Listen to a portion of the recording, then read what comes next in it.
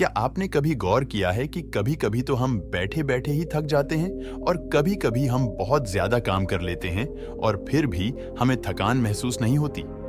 आप पूरे दिन घर पर बैठे रह सकते हैं, लेकिन पूरे दिन बैठने के बाद जो ऊब पैदा होती है, वह हमारे शरीर को निढाल कर देती है, हमें थका देती है। लेकिन वहीं अगर हम कोई खेल खेलते हैं, तो हम उसमें खूब भागा-दौड़ी करते हैं, खूब शरीर को थकाने की कोशिश करते हैं, लेकिन खेलने के बाद सुस्ती महसूस होती है, जैसे शरीर का रोम-रोम खिल उठा हो। अगर आप देखें, तो यह बात अपने आप में विरोधाभास है। भाई, प्राकृतिक रूप से होना तो ऐसा चाहिए कि आदमी जब खेलता है तो उसका शरीर थकता है, इसीलिए खेलने के बाद उसे थकावट महसूस होनी चाहिए। और जब आदमी खाली बैठता है तो वह अपने शरीर को थका ही नहीं रहा, वह तो आराम कर रहा है। तो फिर उसे थकावट क्यों महसूस होती है खाली बैठने में? अगर आप इसका जवाब जानना चाहते हैं, तो इसका जवाब है हमारे मन की ऊब। जहां तक शरीर की बात है, शरीर को थकाने से मन नहीं थकता, और अगर आपका मन थक जाता है तो आपका शरीर साथ नहीं देता। ऐसा ही होता है खाली बैठने में, और मन की इस ऊब को हम तनाव कहते हैं। आज की जो कहानी मैं आपको सुनाने वाला हूं, उसमें आपको तनाव के बारे में संपूर्ण जानकारी मिल जाएगी। और अगर आप तनाव को समझ लेते हैं, तो आपके जीवन से दुखों का मिटना निश्चित है, क्योंकि दुख तनाव के कारण ही पैदा होते हैं। तो चलिए इस कहानी से हम तनाव को समझते हैं। इससे पहले कि आप इस कहानी में खो जाएं, इस चैनल को सब्सक्राइब जरूर कर लें। तो चलिए कहानी शुरू करते हैं। यह उस समय की बात है जब बुद्ध आम्रवन में अपना समय व्यतीत कर रहे थे। उस समय तक बुद्ध की ख्याति दूर दूर तक फैल चुकी थी। काफी दूर दूर से लोग अपनी चिंताओं और दुखों के बारे में बुद्ध से समाधान खोजने के लिए आते थे। ऐसे ही एक दिन जब बुद्ध आम्रवन में अपने शिष्यों को उपदेश दे रहे थे, तो एक अधेड़ उम्र का आदमी अपने 22-30 साल के लड़के को साथ लेकर बुद्ध की तरफ चला आ रहा था। बुद्ध ने एक नजर उन पर डाली और उपदेश में बैठने के लिए कहा। जब उपदेश खत्म हुआ, तो बुद्ध ने उस आदमी को अपने पास बुलाया और अपने पास बैठने का इशारा किया। जंगल में हरियाली छाई हुई थी और सुहाना मौसम था। जंगल से भांति भांति के पक्षियों की आवाज वहां पर गूंज रही थी। इसके बाद बुद्ध ने उस आदमी से आने का कारण पूछा।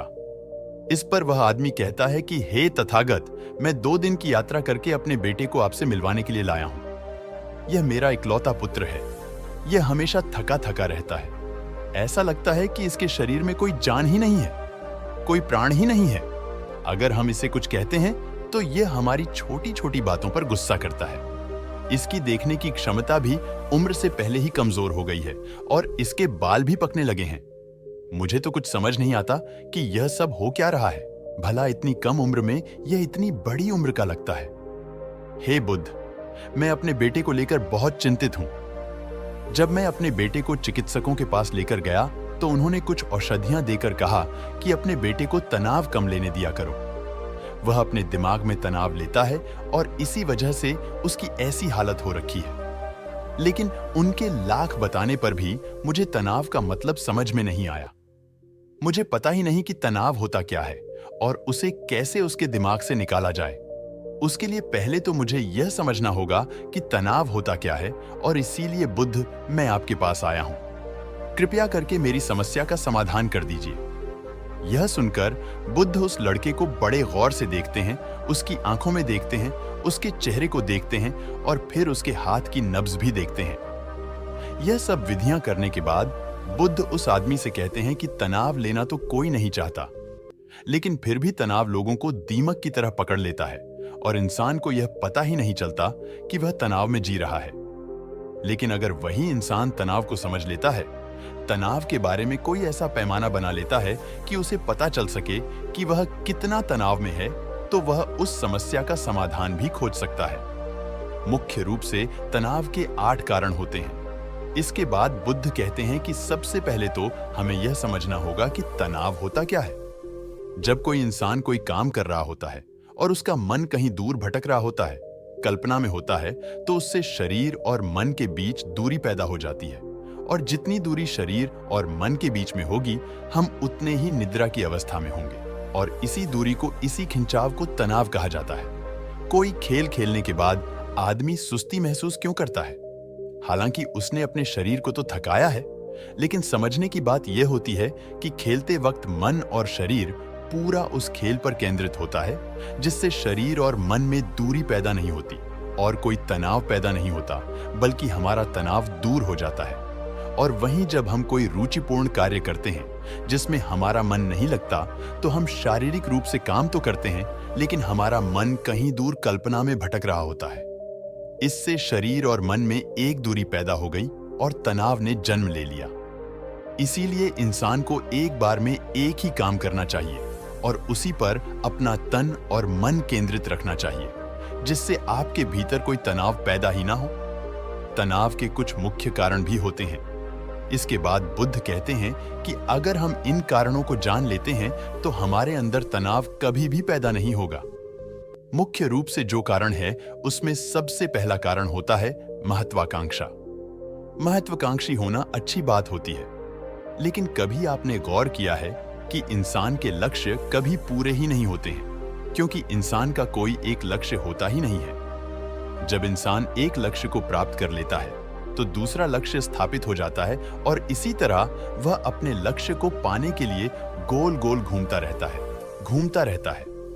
इसीलिए जो इंसान ज्यादा महत्वाकांक्षी होता है, जिसे बड़े बड़े लक्ष्य प्राप्त करने होते हैं, वह वर्तमान में कभी नहीं जी पाता। उसका मन हमेशा भविष्य की योजनाएं बनाता रहेगा और बस उसका शरीर वर्तमान में होगा, उसका मन भविष्य में होगा, और इन दोनों की दूरी की वजह से उस आदमी में तनाव पैदा हो जाएगा। इस पर वह युवक पूछता है कि हे बुद्ध, तो क्या आदमी को अपना लक्ष्य ही नहीं बनाना चाहिए, क्योंकि लक्ष्य बनाना भी तो महत्वाकांक्षा होती है। इस पर बुद्ध कहते हैं कि जीवन में कोई लक्ष्य बनाना गलत बात नहीं है। समस्या पैदा तब होती है जब हम पूरे का पूरा ध्यान उस लक्ष्य पर ही लगा देते हैं। आदमी को वर्तमान में जीना आना चाहिए। आप लक्ष्य बनाइए, उनके प्रति निरंतर मेहनत करिए, लेकिन इसके साथ साथ आपके दिमाग में यह ख्याल भी होना चाहिए कि आप अभी वर्तमान में जी रहे हैं। इसके बाद बुद्ध ने तनाव का दूसरा मुख्य कारण बताया, जो कि था ईर्ष्या। बुद्ध ने कहा कि जब आदमी ईर्ष्यापूर्ण या द्वेषपूर्ण हो जाता है तो भी उसका मन सड़ने लगता है। ईर्ष्या आंतरिक घाव होता है। आंतरिक मतलब मन का घाव होता है। शरीर का घाव तो भर जाता है, लेकिन मन का घाव कभी नहीं भरता। इसीलिए इंसान को दूसरे की तरक्की से कभी ईर्ष्या नहीं करनी चाहिए। तनाव का तीसरा मुख्य कारण होता है किसी दूसरे से अपेक्षा। बुद्ध ने बताया कि एक बाप होने के नाते वह अपने बेटे से बहुत सारी अपेक्षाएं रखता है कि मेरा बेटा एक कामयाब इंसान बने, जिस तरह मैं चाहता हूं उस तरह का जीवन जिए। और जब आदमी किसी से अपेक्षा करने लगता है तो कहीं ना कहीं वह अनजाने में खुद के लिए तनाव पैदा कर रहा होता है। जरा सोचिए कि वही बेटा अगर अपने बाप के हिसाब से नहीं चलेगा, वह नहीं बन पाएगा जो उसका बाप चाहता है, तो फिर उसके पिता के मन को तनाव पकड़ लेगा। इसीलिए किसी से भी अपेक्षा नहीं करनी चाहिए, न ही दूसरे से और न ही खुद से। इसके बाद तनाव का अगला मुख्य कारण बताते हुए बुद्ध ने कहा कि अरुचिपूर्ण कार्य करने से भी मन में तनाव पैदा होता है।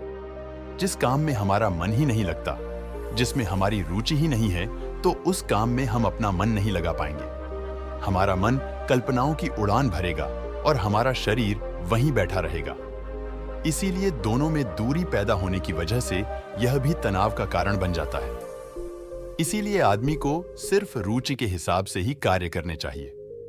इसके बाद बुद्ध ने कहा कि शारीरिक दुख भी तनाव का कारण होता है।